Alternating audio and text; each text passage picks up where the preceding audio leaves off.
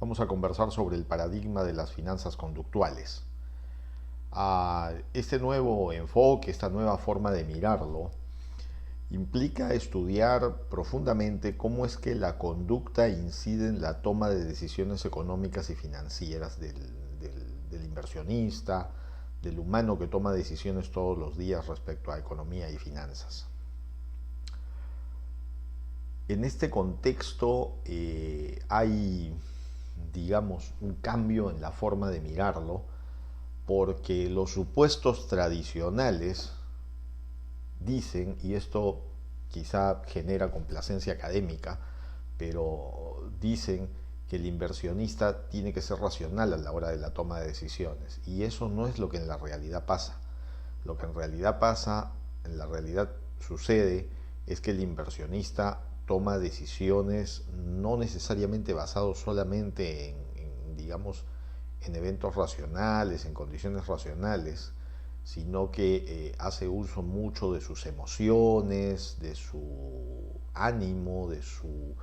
sentido de mercado y de otras variables que son patrones que reflejan su conducta, y esa conducta se ve, digamos, expresada en la manera como toma decisiones. Y al final se ve reflejada en los activos que compra o los activos que vende. Y entonces las finanzas conductuales estudian esta interrelación entre las distintas formas en las que se expresa la conducta en la toma de decisiones económicas y financieras. En el caso de la minería, como en el sector general de las materias primas, sucede lo mismo. Existen distintos tipos de inversionistas. Hay inversionistas que son inversionistas sofisticados, que en realidad están pensando en el largo plazo, y estos inversionistas entienden la naturaleza de cómo funciona el mercado y no les importa cuáles son los riesgos, o mejor dicho, pueden asumir mayores niveles de volatilidad en los momentos intermedios porque la inversión que hacen está pensada en el largo plazo. Entonces, un inversionista sofisticado comprará en los momentos oportunos y sabrá mantener hasta que alcance el umbral de valor que requiere para ser colocada en el mercado, transformada, vendida o colocada como un activo distinto que genere valor. En el caso de los inversionistas no sofisticados, tenemos un conjunto muy grande de inversionistas especuladores puros, y esos especuladores no hacen una especulación exactamente racional, y no tiene simetría con la información que adquieren o cuánto conocen del mercado, sino tiene más, digamos, conexión con la manera como se emocionan ante distintos contextos que puedan presentarse, sean contextos políticos, económicos, médicos, digamos, contextos que podrían afectar o no esa toma de decisiones. Y normalmente no son inversionistas de largo plazo, son inversionistas de muy corto plazo, y entonces sus decisiones pueden ser tan absurdas como ejecutar pérdidas vendiendo a la baja o comprando activos en las posiciones más altas. Entonces estos comportamientos solo pueden obedecer o explicarse por una combinación entre la falta de conocimiento, que es obstruida por una emoción muy fuerte provocada por la necesidad de tener ganancias en el muy corto plazo. Y eso afecta seriamente la manera como se hacen las inversiones, y finalmente eso es lo que hace en el fondo, es genera volatilidad local, regional, muy de corto plazo, y esa volatilidad se esfuma o se pierde cuando el volumen enorme de inversionistas especuladores salen de un mercado para irse a otro.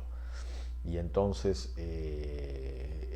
son como unas cuerdas que finalmente pueden ser muy alteradas por alguien que no sabe cómo funciona el baile, y finalmente o son inversionistas de muy corto plazo, que toman decisiones que no están basadas en un comportamiento analítico consistente, y que mira o piensa en el largo plazo como inversionistas sofisticados suelen ser. Este tema de las finanzas conductuales es muy interesante porque se aplica a todo orden de cosas y rompe el paradigma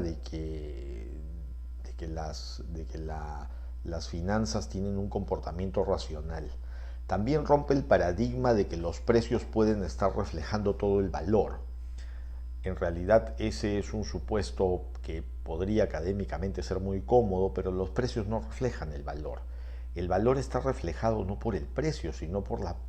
el potencial que tiene el activo para desarrollarse en el futuro. O sea, ¿cuál es el potencial de ese activo?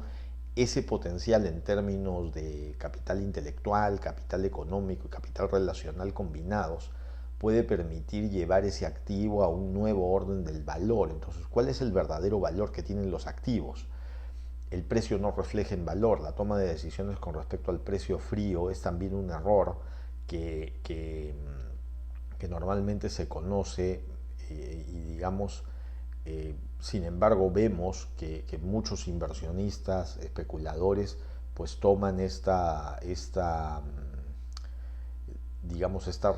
como referencia en el proceso de la configuración de sus carteras. Las finanzas conductuales explican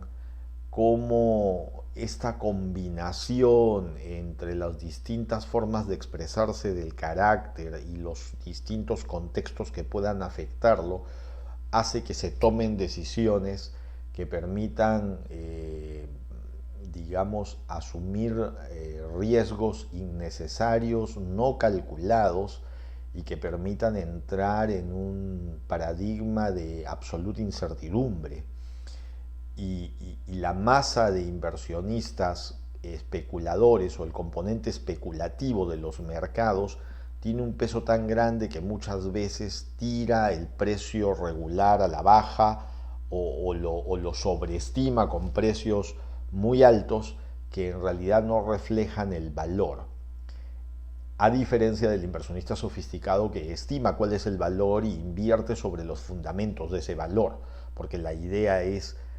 agregar valor a la inversión en ese activo pensando en cuál es el valor que se estima para el activo en el mercado. En ese proceso hay una maduración y aprendizaje y hay un subconjunto que a raíz de muchos golpes aprende y se convierte finalmente en un inversionista sofisticado, pero hay otro que no, porque siempre están entrando al mercado nuevos actores, muchos con muy poca experiencia y entonces aumentan el componente especulativo. Hoy día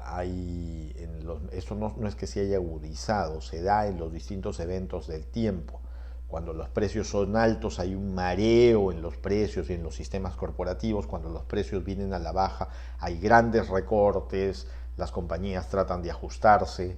y finalmente todo ese reflejo se ve en el mercado, que es como una especie de termómetro que marca el estado de la condición de riesgo que puede tener todo el mercado completo a partir de las bolsas de valores que reflejan esto. Entonces, en términos digamos, de análisis, en términos analíticos, si bien es cierto existen distintas clases de inversionistas que van desde el inversionista sofisticado hasta el inversionista especulador puro o aquel que entra a ciegas también en los mercados, arrastrado por las noticias de fondos anteriores o por las buenas noticias o por la ilusión de entrar a mercados, pues los resultados tienen que ser una realidad y frente a esa realidad solo está la capacidad o el perfil de qué tanto riesgo puedo asumir como inversionista. Algunos en el camino perderán y perderán mucho y otros en el camino van a ganar y otros con certeza van a ganar en el largo plazo en los sistemas. Esa es la manera como las finanzas conductuales se aplican en el mercado. En particular en el mercado de materias primas funciona bastante bien, ante muchos riesgos hay un refugio muy fuerte que presiona el precio del oro hacia el alza y hay un refugio en oro cuando los mercados y la moneda fiat se convierten muy volátil. Y en el caso de los metales base, en función a cómo funcionan los inventarios en los países compradores. Cuando los inventarios en China y los principales países compradores se saturan, China para de comprar, y al parar de comprar, entonces los precios se caen. Esos son los momentos en que muchos inversionistas recogen valor, y luego cuando los inventarios empiezan a reducirse y hay que reponer inventarios, las órdenes de compra se vuelven a emitir en el mercado y entonces los precios empiezan a subir. Esos son los momentos en que en esa ola se decide si convertir el activo en líquido y esperar una nueva baja para mantenerse en el ciclo. Estos ciclos siempre existen y se van a ir acondicionando conforme funcionen los distintos contextos. Los contextos de crisis generan a su vez para los inversionistas que están con liquidez grandes oportunidades para entrar. Y en esto las decisiones de un conocimiento profundo del mercado son las que marcan un eje muy competitivo y tienen que ver con la naturaleza y la posición de racionalidad o irracionalidad que se adopte en el mercado y de qué tamaño es el volumen de especulación que se viene y que distorsiona y que va a ser un agente que distorsiona en la ecuación, pero que es necesaria para completar un mercado de compradores y vendedores que permitan hacer transacciones para que los mercados funcionen.